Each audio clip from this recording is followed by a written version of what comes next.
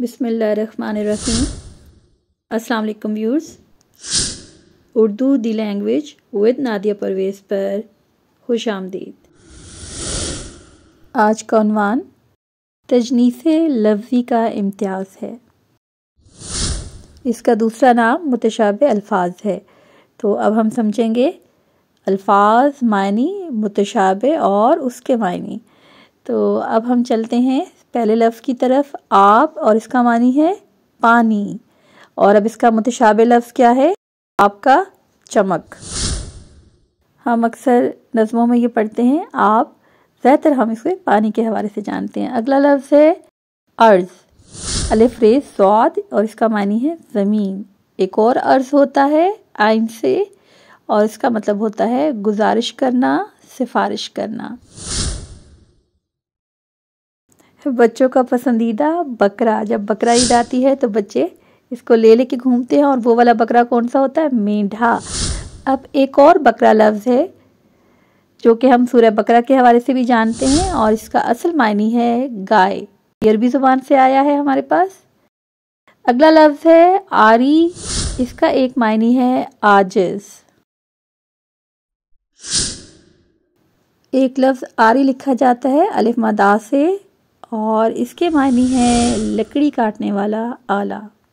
एक लफ्ज़ है गला, जिसे हम रेवड़ कहते हैं। जानवरों का जो रेवड़ होता है, जैसे बकरियों का, मेंढों का, भेड़ों का, ये गला कहलाता है। और दूसरा जो है वो है गिला, और इसके मायनी है शिकवा, शिकायत। सफ़र, जिसे हम ट्रैवल कहते हैं इंग्लिश में, आना जाना, कहीं से आना या जाना, ये सफ़र कहलाता है। और एक लफ्ज़ है स्वाद से सफ़र, और ये है हमारे अरबी कैलेंडर का दूसरा महीना। सतर, लकीर खींचना, लाइन लगाना, जैसे हम तहरीर के लिए इस्तेमाल करते हैं ये लफ्ज़। और एक सीन तेरे सतर है, इसका मतलब है पर्दा। एक लफ्ज़ है शक, और इसके मानी है गुमान के। और दूसरा है शक, आखिर में काफ आता है, फटना, और हम चीरना भी कह सकते हैं। अगला लफ्ज़ है दुम, दाल के ऊपर पेश हो तो ये दुम होगा, और ये उसे जिस्म है, और मोस्टली हम देखते हैं जानवरों के साथ, दरिंदों के साथ। दम, और इसका मतलब होगा जान, यानी कि सांस का आना जाना। मामूर, और इसके मायनी है भरा हुआ। इसी से मिलता जुलता लफ्ज़ है। अगला लफ्ज़ है मामूर, और इसका मतलब होता है ताबे हुक्म, यानी कि आपने हुक्म की तामील करनी है। अब एक लफ्ज़ है बेबाक, काफ के साथ है आखिर में, और इसका मतलब है साफ करना, यानी कि साफ कर देना। अब एक है बेबाक, कश वाले काफ के साथ है, और इसका मतलब होता है निडर, बहादुर। एक लफ्ज़ है बिल, जो हम बचपन में कहानियों में पढ़ते थे और कहते थे चूहा बिल से बाहर आया, तो इसका मतलब है सुराख। एक लफ्ज़ है बल, इसका मतलब होता है जोर। जेर ज़बर पेश थे, आवाज़ें बदल जाती हैं, मायने भी बदल जाते हैं। एक लफ्ज़ है चैन, इसका मतलब है आराम, सुकून, आराम।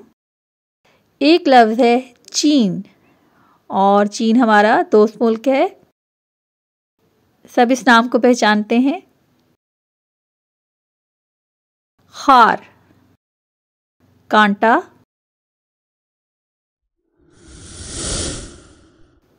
एक लफ्ज़ है ख्वार, मुतबादिल लफ्ज़ है ख्वार, जिसके मायनी है जलील के।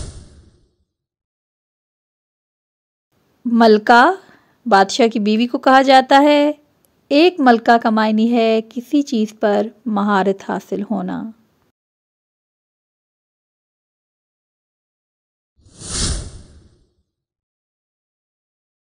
बन, जिसके मायनी है जंगल के। दूसरा लफ्ज़ है बिन, ज़ेर के साथ जब होगा लिखना एक जैसा है, और उसके मायनी है बगैर के। अब वक्त है इजाज़त का, लेकिन उससे पहले जानना ये ज़रूरी है कि तजनीस लफ्ज़ी से मुराद क्या है।